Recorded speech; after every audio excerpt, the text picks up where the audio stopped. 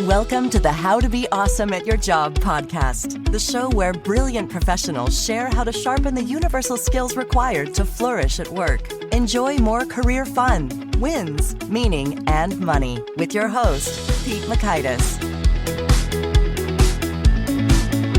Hello, and thanks for joining us here for episode 750 with Bill Eckstrom. Bill shares how to inspire growth and challenge your colleagues effectively, pushing past discomfort in the best possible ways. You'll learn 1, the 6 things effective coaches do differently. 2, the wrong and right way to challenge your team to grow. And 3 morning habits to make every day a great day. So if you want to check out the show notes or the transcript or the links to items that we reference here, drop on by awesomeatyourjob.com/EP750. You can find that there.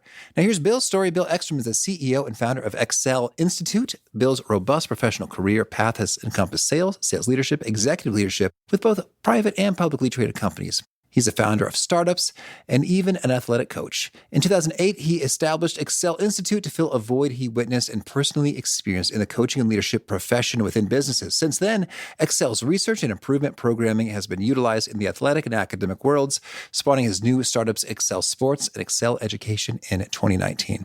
Big thanks to Bill for sharing his wisdom with us. And big thanks to our sponsors. Check them out. One sponsor to check out is Storyworth. Whenever I'm thinking about meaningful Father's Day gifts, Storyworth leaps to mind. Storyworth helps you preserve precious memories and stories from your father for years to come. Each week, Storyworth emails your loved ones a thought-provoking question that you get to help pick, such as, what's the bravest thing you've ever done? I personally love the prompt so much that I have refreshed Storyworth's questions page many times looking for more. Storyworth makes the writing process super quick and easy. All your loved one needs to do is respond to that email with a story, and then you get a quick copy of that. And after a year of this fun, Storyworth compiles your loved one's stories and photos into a beautiful keepsake hardcover book that you'll be able to share and revisit for generations to come. Families love Storyworth so much, they've got 25,000 5-star reviews on Trustpilot and have millions of stories preserved. So give all the fathers in your life a unique, heartfelt gift they'll all cherish for years. Storyworth. Right now, you can save $10 on your first purchase when you go to storyworth.com/awesome. That's storyworth.com/awesome to save $10 on your first purchase. And big thanks to our sponsor, Acorns. Acorns makes it easy to start automatically saving and investing for your future. You don't need a lot of money or expertise to invest with Acorns. In fact, you can get started with just your spare change. Acorns recommends an expert-built portfolio that fits you and your money goals, then automatically invests your money for you. NerdWallet.com, whom I love on these sorts of matters, gives Acorns a whopping 4.7 stars and says, quote, if you want to make the most of your spare change, there's no better place to do that than Acorns. Head to acorns.com/awesome or download the Acorns app to start saving and investing for your future today. And we got a legal disclaimer here. It may not be representative of all clients. Tier 1 compensation provided. Compensation provides an incentive to positively promote Acorns. View important disclosures at acorns.com/awesome. Investing involves risk, including the loss of principal. Please consider your objectives, risk tolerance, and Acorns' fees before investing. Acorns Advisors LLC, Acorns, is an SEC-registered investment advisor. Brokerage services are provided to clients of Acorns by Acorns Securities LLC, member FINRA/SIPC. For more information, visit acorns.com. One sponsor to check out is Harvard Business Review. This brilliant magazine, published at hbr.org, is the leading destination for smart management thinking. Fun fact, HBR has been mentioned in 108 episodes of the show. That's because HBR has great stuff that comes up often. They've got explainer videos, podcasts, real-world case studies, and much more. I think of HBR each night that I put on my special orange glasses. Their article, Will Blue Light Glasses Improve Your Sleep?, revealed that those who wore them reported better sleep and a 7% improvement in work performance as compared to those who wore the sham glasses. So I cite HBR anytime anyone tells me that I look silly wearing them. Now, much of HBR's content is available for free when you sign up at their site. Subscriptions that get you unlimited content cost $10 a month. If you visit hbr.org/subscriptions and enter the promo code AWESOME, you can save 10% off of that subscription. Again, to save 10% off of your HBR subscription, go to www.hbr.org/subscriptions and enter the promo code AWESOME. Now, here's Bill. Bill, welcome to How to Be Awesome at Your Job. Thanks, Pete. It's fun to be here. Well, I'm excited to hear your wisdom. You've done a lot of coaching when it comes to leaders and sales folks and athletes, and even some training of your own therapy dog named Aspen. What's the story here? Oh, Aspen is, as I say her name, she's about 2 feet from me. We've always had a lot of dogs, and specifically Labradors. And when she came along, which was my youngest daughter's choice to keep her because we had a litter of puppies, her behaviors were just unique. She could turn things on and off just without any training. Like hitting a light switch, or? You pull out a training dummy for throw and she just turns it on. Mm-hmm. She just is aggressive and then you bring her inside and all she has to do is put her head on your lap. So she was very compliant, very well-mannered. And so my youngest daughter and I said, well, let's start training for therapy dog work. So we did the training ourselves, got her certified with a couple different therapy dog agencies in Nebraska. And about the time my daughter headed off to school is when I started to do then a lot of work with her. So we've worked in hospitals and nursing homes and actually some athletic teams. She's done a lot of therapy work with young student athletes. And I've heard a little bit about therapy dogs, but what is a typical engagement with therapy dog look, sound, feel like in practice? It's a good question, actually. So if we use a hospital setting as a backdrop, we were allowed to work in two areas, geriatric and pediatric. And the geriatric, so you walk down the hall, let the nurses know you're there. They all want to come out and say hi first. And then you just kind of go room to room and you stick your head in. And a lot of times the nurses will say, hey, don't go into room 4, but man, rooms 8 and 9, I think they like dogs. And so you just walk down the hall and you stick your head in without even showing your dog. And you say, my name's Bill. Would you like a visit from a therapy dog? Most of the time, 9 out of 10 times, they say, yes, that would be nice. And you just walk in. And then Aspen would either sit next to their bed, or if they're in a chair, she'll sit next to them in a chair. And they just literally just run their hands through her head and her chest. And this kind of same was done on a pediatric ward, where this time there's usually parents. But there was one particular time, Pete, that was forever memorable. And as a matter of fact, there was a clip of this in my TED Talk. But when we walked in there, the nurses were giddy. They're like, oh my gosh, you got to go to room 3. Her whole bed is stuffed with toy dogs, So we walk to room 3 and I stuck my head around the corner and I said, hey, my name's Bill. Would you like a visit from a therapy dog? And the little 4-year-old girl is in bed, very conscious and alert. And her mother it's like, oh my gosh, are you kidding me? Yes, please come in. So we walked in and you could hear the little girl in bed gasp audibly. So I knew it was a hit right away. But here's what was really cool. And keep in mind, Aspen is not allowed on furniture. She doesn't sleep in bed with us. She's not allowed on sofas or chairs in our home. She has her own beds and rugs and everything. But anyway, we walk in the room and the little girl's now frantically trying to sit up.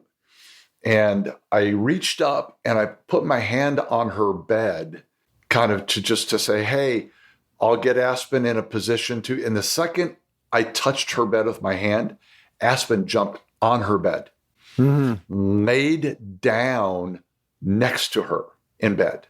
And I was just aghast as her mom was, oh, I'm so sorry, I'll get it done. Her mom's like, no, please, let her stay.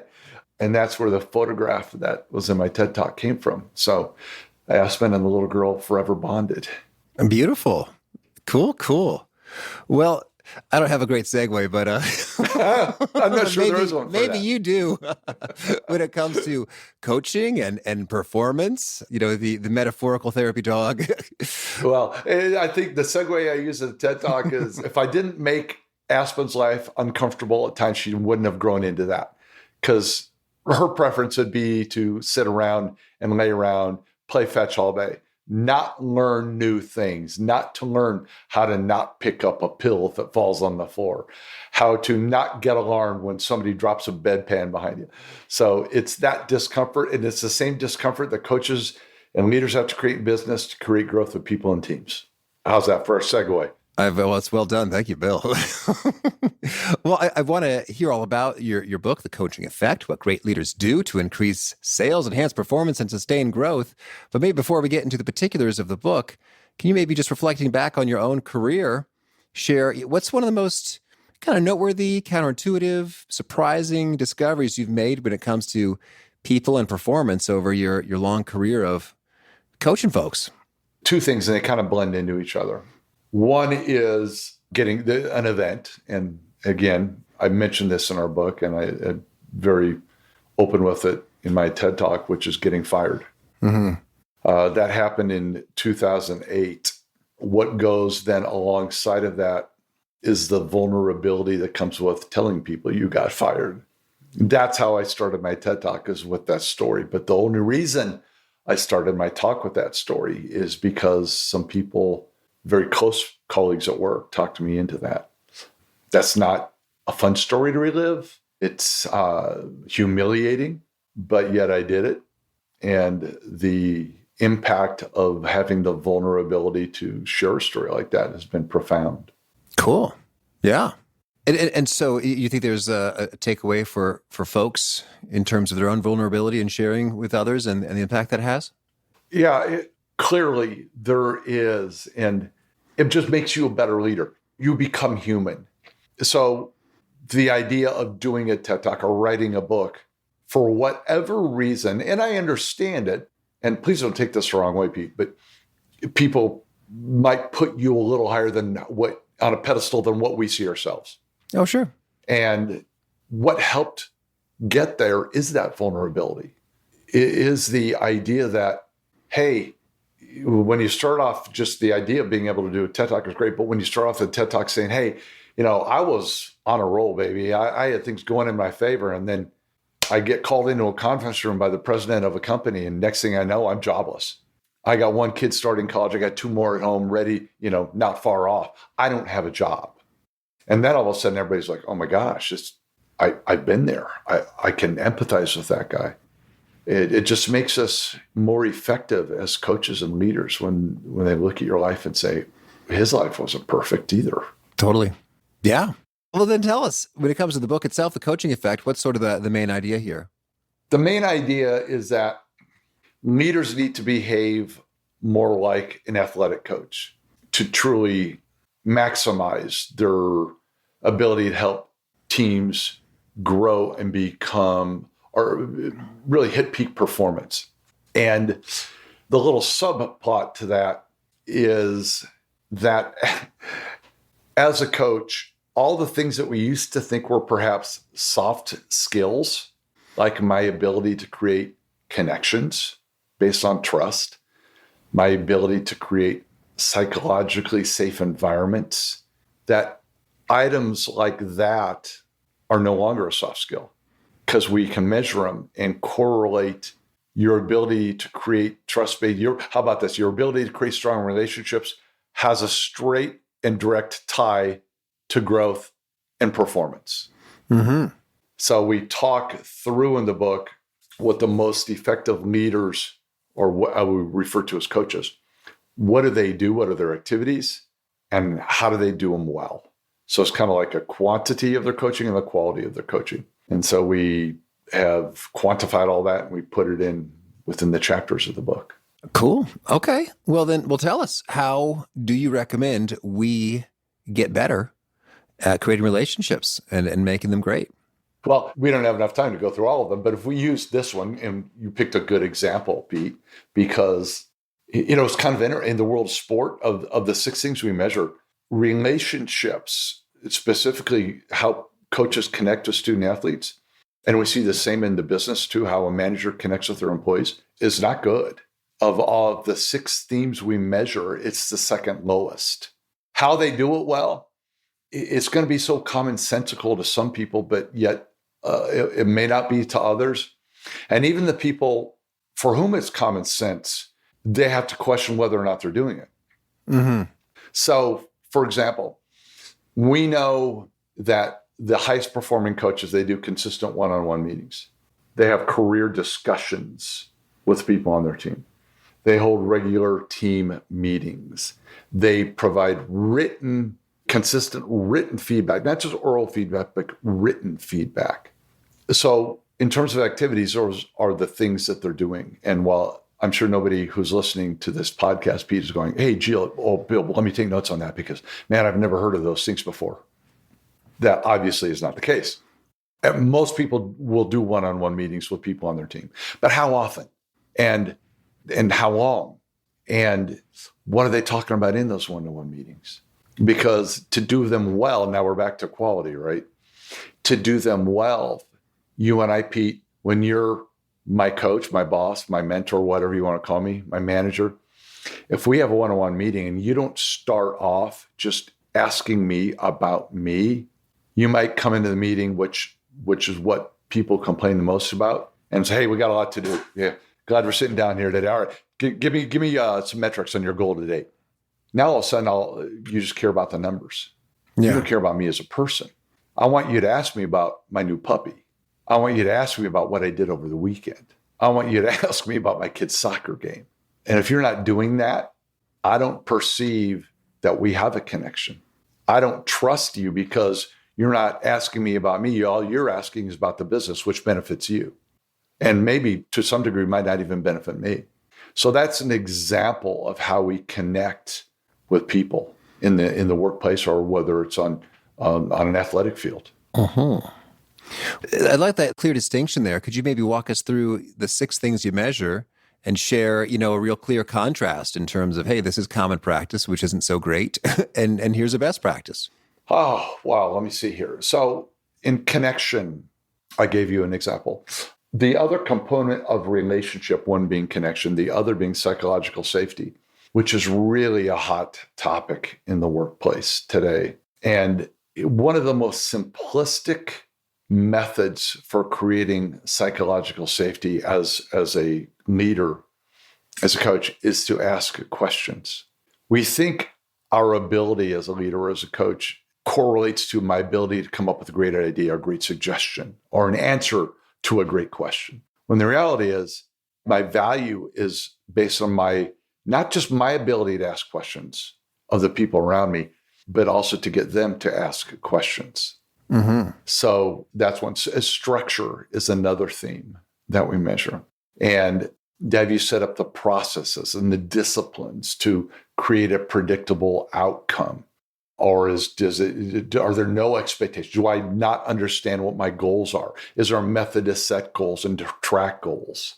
Communication is another thing. I mean, while common sense communication, but it comes back to things like, do you communicate vision? Not just do you communicate in the way that I find effective. In other words, do you know if I'd rather have you text me versus email me versus, say, Slack me, right, within my company? So it's customizing communication that's best for the person. Then when we get into what we call the complexity themes, and the first one that we measure is called skill development, which is kind of speaks for itself. But as my leader, as my coach, Pete, can you help me, if I'm in sales as an example, can you help me improve my skill set as a salesperson? Mm-hmm. If I'm a programmer, can you help me be a better programmer? So developing the skills that are critical for success in my role. And then the final theme that we measure is challenge. And this is where kind of what my TED Talk was themed around, and really what made the book so successful is, while we have all these soft skills that are so important, if you don't challenge in a healthy way, you're not creating growth. So it's your ability as a leader to make people uncomfortable is something we measure. Mm-hmm. Well, let's dig into this. How, generally speaking, do we make people uncomfortable in the best possible way? Well, if I may, Pete, first of all, I'll talk about the worst possible way. All right. And that is through fear. Fear, all of these things, when you take all these things together, they create what we call discretionary effort. If they're done well, that means, Pete, if I'm on your team and you show a lot of acumen within all these themes, man, I'm giving you more effort. I am going to work an extra hour. I'm going to be more engaged. When that recruiter calls me, I'm not taking that call, Pete, because I like being on your team. Mm-hmm. And I love what we do. I love everything about this team. And if you're a fear-based leader, you can still get my discretionary effort, Pete, but you're not going to get it for long because I'm probably going to leave you. Okay. Which can tie me, man. We could segue down the road here of the great, all the turnover that's happening in the world today. And we have some research on that too. So to create challenge in unhealthy ways through fear, and that eventually turns into chaos. To do it in a good way is to question. So tell me about this goal, Pete, that you gave me. Tell me how you came about to the conclusion of that end objective. Tell me what's going on in your mind. Okay, great. Tell me, if I wasn't here right now, would you have provided the same goal to someone else? What would it take, Pete, if you were to add 10% on top of that? Is that something that you could do? So that's an example. It could be, hey, you know what, Pete, I've been watching you work, and here's what I see you do well, A, B, and C. Because you do that so well, I'm going to add D to your plate just to see how you might respond to this added thing. So it's understanding you to where once you have something kind of mastered, think of the world of sport, right? We're going to do a drill over and over and over again. But if we just never elevate that drill, eventually people will plateau, they'll peak. Mm-hmm. And the same applies to business. And when that happens, how do we amp it up a little bit more? What is one more thing I can put on your plate? One more thing I can challenge you with in a way that I know is specific to you? That's healthy challenge. Okay, that sounds good. And so then when you talk about those challenges, I'm imagining myself being on the receiving end of each of those questions. And it's a good vibe. It's not like kick off your shoes and put on pajamas and chill out, but it's also not terrifying or threatening. It's just like, oh, okay, I kind of got to be a little bit on my toes here, and then share how I did come up with that goal and why I do or don't think that an extra 10% is feasible. And in a way, it makes me think if we interacted this way repeatedly, it would make me realize that it's not acceptable for me to go in halfway prepared when I chat with Bill about my goals and what I'm up to. That won't quite work. Right. And you bring up an interesting point, and this ties back to one-on-one meetings, for example. So one-on-one meeting is an activity, but what do I do within that activity to make it a growth event? Mm-hmm. So let's say a real example, a young woman in our office, and we're talking about entering the collegiate marketplace. And I happened to mention this because of her background and everything. I thought she might be a good fit. So I mentioned, well, have you ever thought about the collegiate marketplace, college coaches? And it's like, wow, yeah, that would be pretty cool. And so we talk about that a little bit. And then if I don't follow up with that in our one-on-one meeting, if I say something like, I tell you what, why don't you create a plan around how you would approach that market if you took on that market. And then I don't bring that up at our next one-on-one meeting, then all of a sudden the challenge isn't worth anything. The fact that I challenged her to do something different. If I go to the one-on-one meeting, so why don't you share with me where you're at on that plan so far? Tell me what you've been thinking about and talk to me, or show me if you've got something written down. And then she's got to think, to your point, oh my gosh, Bill, now he's following up with it. Mm-hmm. Yeah. Okay. I got to be prepared. I got to bring my A game. Yeah. That's cool. All right. Well, then it seems like each of those questions I liked. I imagine even if you have good intentions and you're not trying to rule out of fear, it could be possible to challenge people in ways that don't go according to your hopes and plans. Could you give us some examples of, hey, your heart's in the right place, but your word choice is working against you. So fix it. Well, it makes me right away think of an interview, the little documentary I saw done with Doc Rivers, where he says every team, every year in basketball, the NBA, he said, I walk in the locker room, I say the same thing every year. Doesn't matter if they played for me before or not. My name's Doc Rivers, and I'm human. And I'm going to make mistakes. And I think that's part of what we have to do as leaders in business is hey, my name's Bill Eckstrom, and I've been doing this a long time. And you know what? I'm still going to screw it up. So back to your question, how do we screw it up? Well, first of all, we could screw anything up, but usually screw-ups are the result of not knowing somebody. If I haven't crawled into your life, Pete, and I'm your manager, I'm your leader at work, and I don't know all the things about you, if I don't know what your goals are, I don't know what your objectives are, and then I come up with some random challenge, you're going to be looking at me like, how does this tie into what I do, who I want to be here at work? It just won't ever click. But if I can sit down with you and say, hey, based on your strengths, which are A and B, based on what you've been doing here, based on the direction the company wants to go, I'm wondering if you'd be at all curious into looking at this marketplace. Mm-hmm. So I showed you an example how to get it right, not screw up, but it could be the opposite of that, right?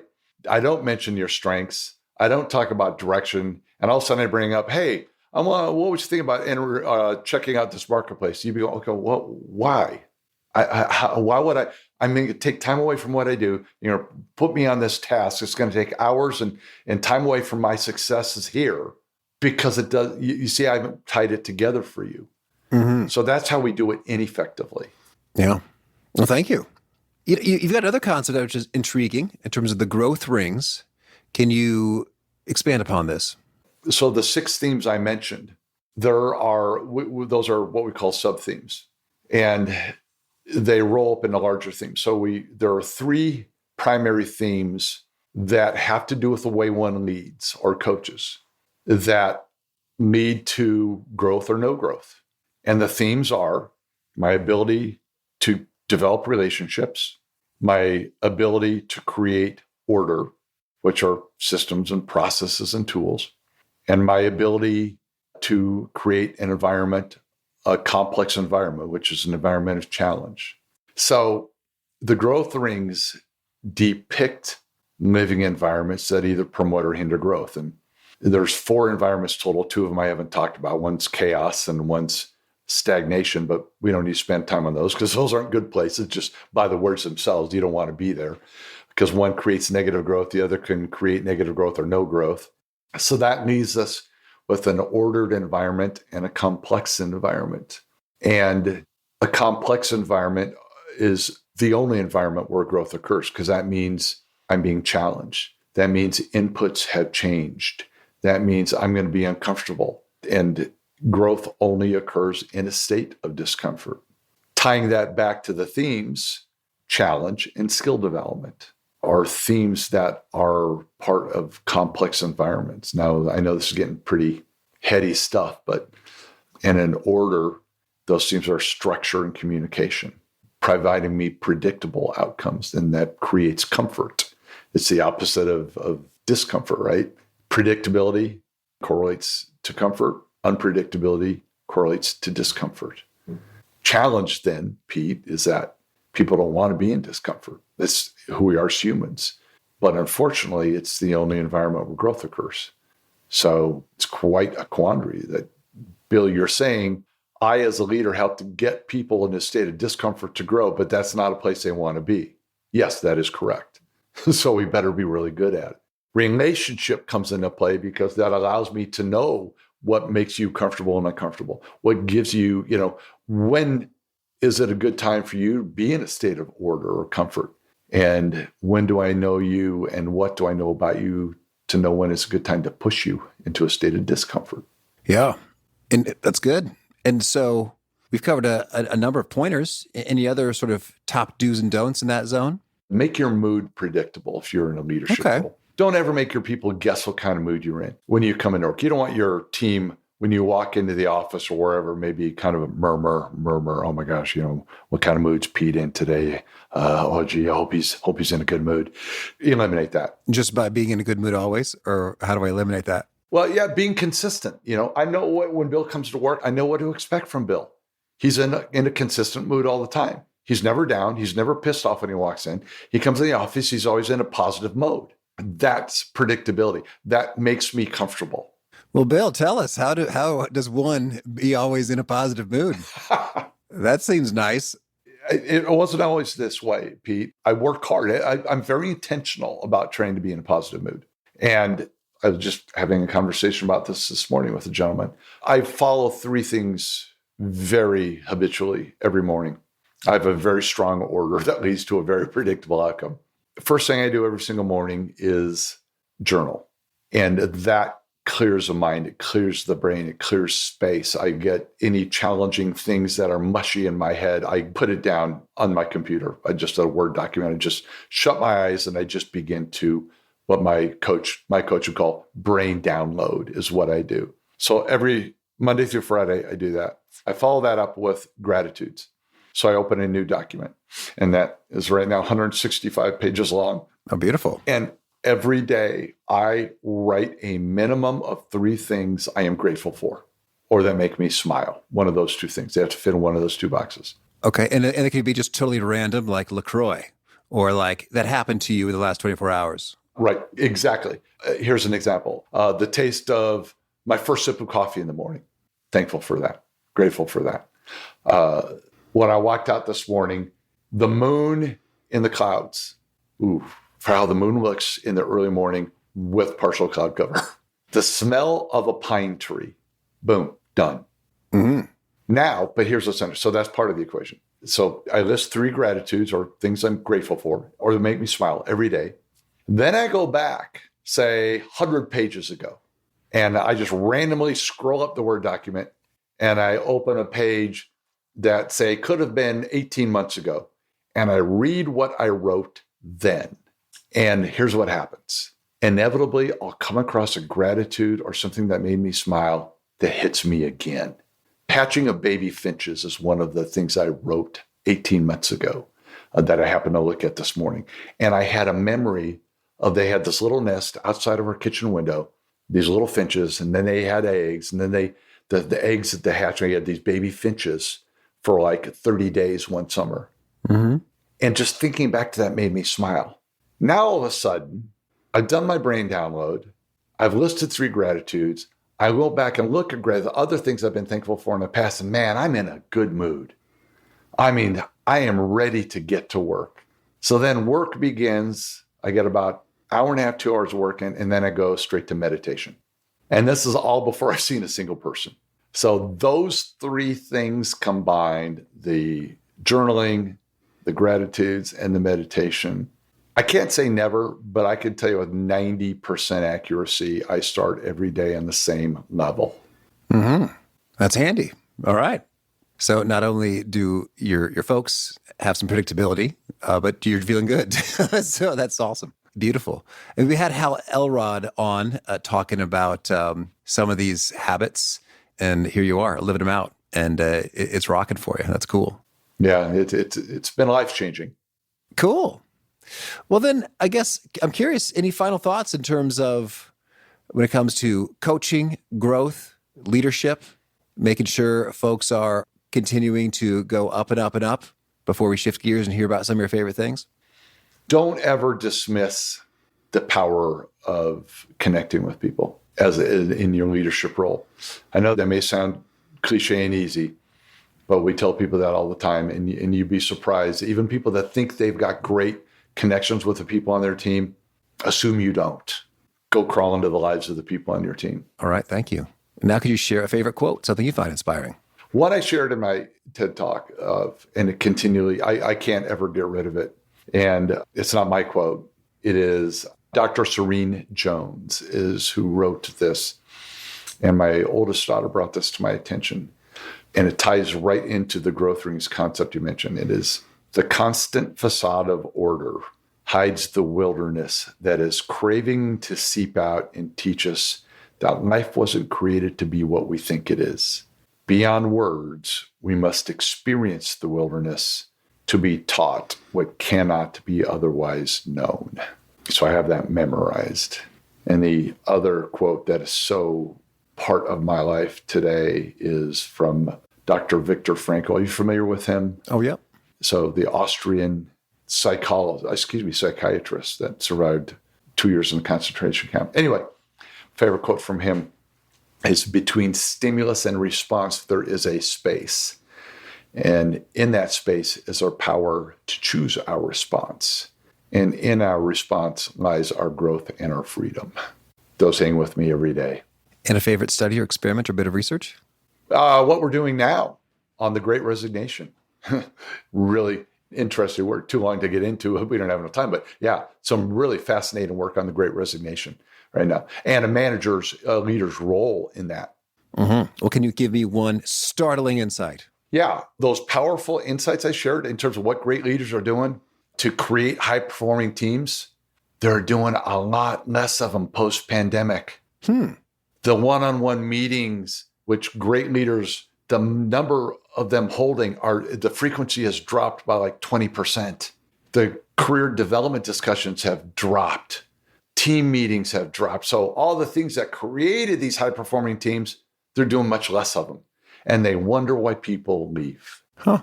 Interesting. And a favorite book? Man's Search for Meaning, Dr. Viktor Frankl. And a favorite tool, something you use to be awesome at your job? Mindfulness. And is there a key nugget you share that people tend to quote back to you often? Growth only occurs in a state of discomfort. My kids said they're going to put that on my tombstone. Okay. And if folks want to learn more or get in touch, where would you point them? BillEckstrom.com. Ecsell Institute, that's Ecsell Institute.com.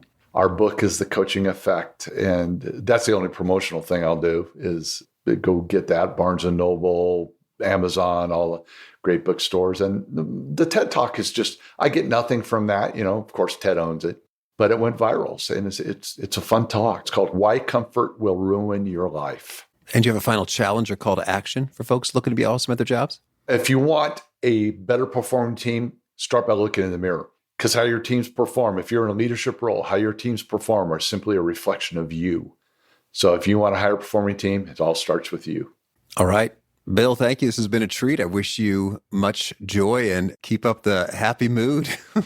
Thanks, Pete. I do my best. Sometimes it's hard to do all day long, but I always start the day the same way. I love Bill's emphasis on challenging well, because it can be tempting to just not do it because it feels uncomfortable. But that's the only way that growth occurs, is with some discomfort. Again, great stuff from Bill.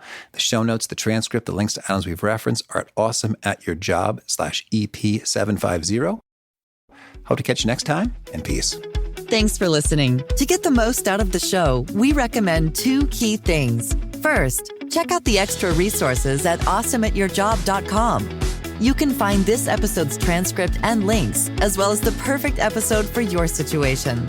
You can search the full text transcripts of hundreds of episodes or explore episodes tagged by topic and competency covered.